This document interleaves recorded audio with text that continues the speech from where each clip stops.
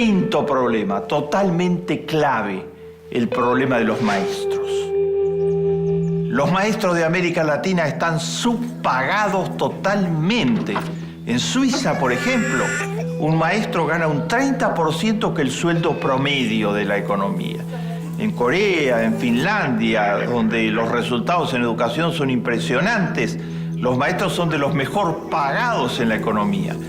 En Corea los maestros son llamados héroes nacionales, porque la sociedad dice que es la profesión de frontera, la profesión más importante. En América Latina están absolutamente subpagados. Según el relevamiento que hizo hace poco la UNESCO, de todos los maestros que hay en sexto grado de escuela primaria, el 35% tiene un doble trabajo. O sea, como el trabajo en la escuela no le permite de ninguna manera vivir ni mínimamente, están por debajo de la línea de la pobreza con lo que reciben del trabajo en la escuela, tienen que buscar otros trabajos. En Estados Unidos, en Japón, en Suecia, en Finlandia, en Israel, los maestros son profesionales full time, se dedican exclusivamente a la escuela. A veces se leen en los medios masivos de comunicación en América Latina llamados inauditos.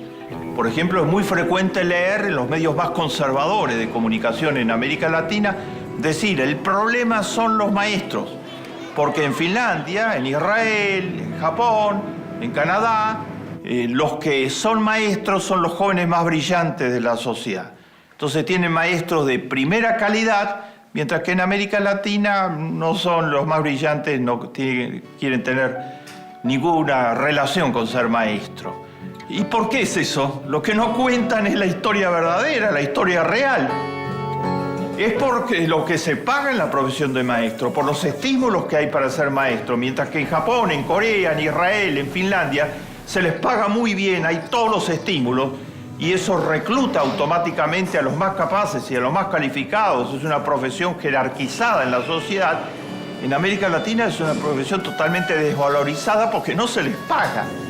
Eso no lo dicen los periódicos de difusión masiva conservadores cuando hacen este razonamiento absolutamente falaz, siendo las escuelas están mal porque los maestros son de baja calidad. ¿Y qué calidad quieren que tengan si no se los capacita, si no se les paga mínimamente, si no se promueve que los jóvenes más calificados estén interesados en la profesión de maestro?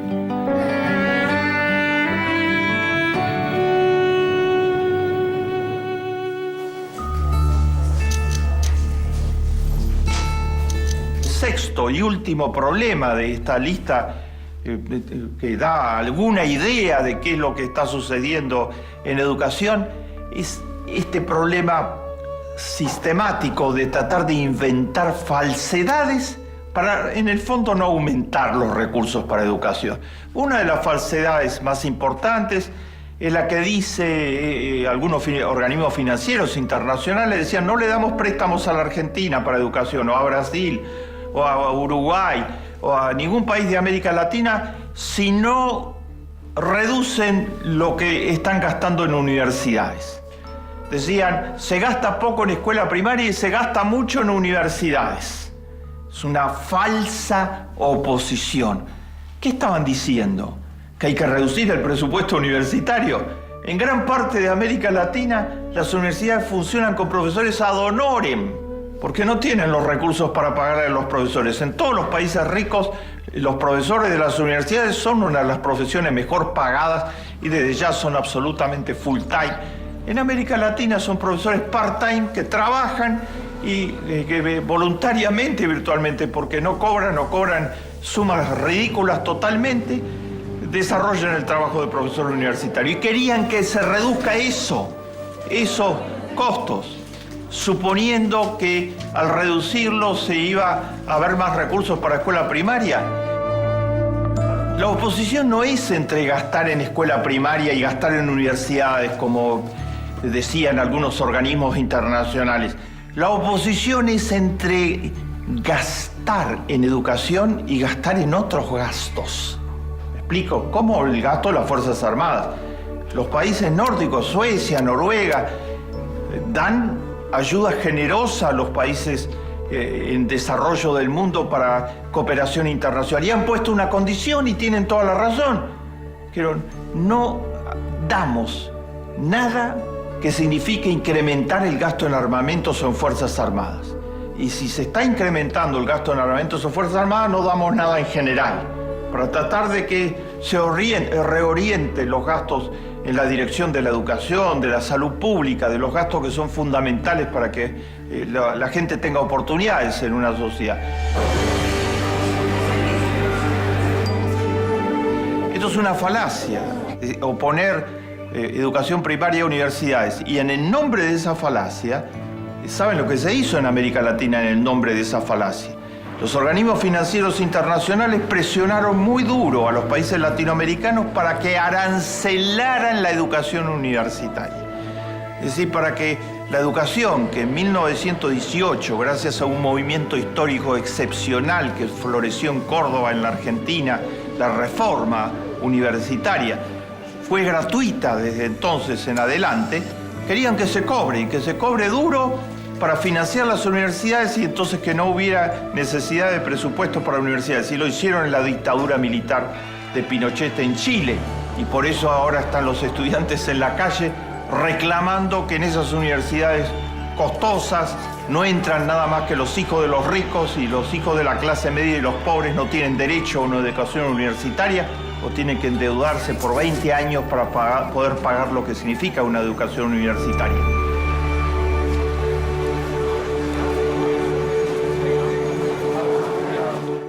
Hemos visto 6 problemas por los que la educación tiene dificultades para avanzar en América Latina.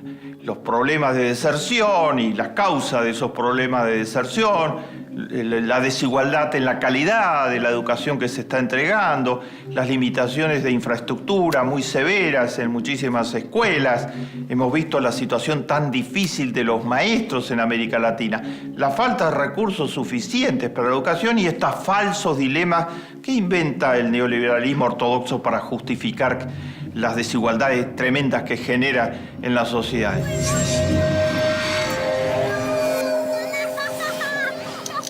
Pero hay otra cosa más que es imprescindible revisar y que es el gran desafío en educación para el futuro de América Latina. Frente a los 6 problemas anteriores, hoy en Argentina, en Brasil, en Uruguay, en el UNASUR, hay más recursos, hay presidentes comprometidos con la educación, hay pueblos movilizados a favor de la educación, como está sucediendo en Chile con el pueblo chileno, hay presión cada vez mayor para que haya más recursos para educación y hay progresos evidentes. Por ejemplo, en la Argentina se hizo un censo total de cuántos saben de matemáticas, de lenguaje, de ciencias naturales, de ciencias sociales, una medición de cuánto mejoró el rendimiento de los niños desde el 2007 hasta ahora, y hay un avance muy importante. Se pasó de bajo a mediano y de mediano a alto en casi todos los indicadores, con el balance general es absolutamente óptimo. Hay avances, se pueden hacer los avances siempre que haya un modelo de economía con rostro humano, se pase de un modelo ortodoxo neoliberal a un modelo de economía con rostro humano como el que tiene el UNASUR actualmente. Pero hay un gran desafío hacia adelante, hay mucho más por avanzar y hay un gran desafío hacia adelante. La educación no solo tiene que ser para formar profesionales o trabajadores calificados, tiene que ser para formar hombres y mujeres de bien, buenas personas. Y para formar buenas personas no basta con enseñarles matemática, lenguaje, ciencias naturales, física, todo eso es absolutamente útil, pero no basta para asegurar que alguien sea una buena persona. Los de Wall Street, los que casi destruyen la economía del mundo, estaban graduados en las mejores escuelas. Y eso no bastó para nada, no influyó para nada en el modo en que actuaron en la realidad, que fue absolutamente carente de ética de ninguna índole. Los planes de estudio, los currículos, tienen que enfatizar formar buenas personas. ¿Y cómo se hace para formar buenas personas? Por una parte, la educación tiene que tener una transversalización, es decir, en todas las áreas, en todas las disciplinas, en cada uno de los momentos del proceso educativo, desde la escuela primaria hasta la universidad, hay que enseñar ética. Pero no ética en abstracto, sino ética aplicada a la realidad, ética en los hechos. La educación puede hacer eso en las escuelas en gran escala, pero se lo tiene que proponer explícitamente. Una educación que discuta las grandes injusticias y los grandes problemas éticos de la sociedad y que al mismo tiempo promueva la voluntarización, la solidarización, el tomar contacto con el otro que por ser pobre no es inferior ni es para desconfiar, es un igual y que requiere totalmente de la solidaridad. La solidaridad lo va a ayudar, pero la solidaridad sobre todo va a ayudar al que es solidario. Formar buenas personas es posible absolutamente, porque el ser humano tiene todas las calidades para ser una buena persona. Pues la educación no puede ser solo tecnocrática. La educación tiene que ser una educación en valores al mismo tiempo que una educación de mucha calidad a nivel técnico.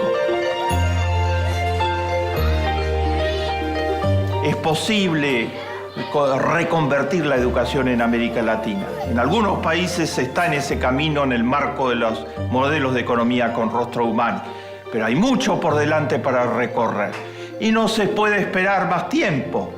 La educación es decisiva, como señalamos inicialmente, para la vida de las personas. Sin educación no hay ninguna perspectiva de desarrollo, para la vida de las familias, para la existencia misma de las familias y para el progreso de las naciones.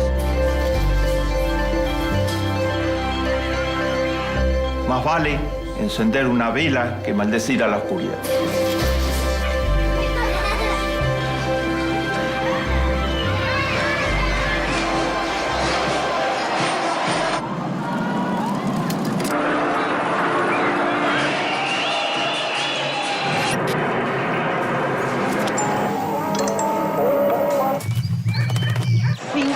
Millones de personas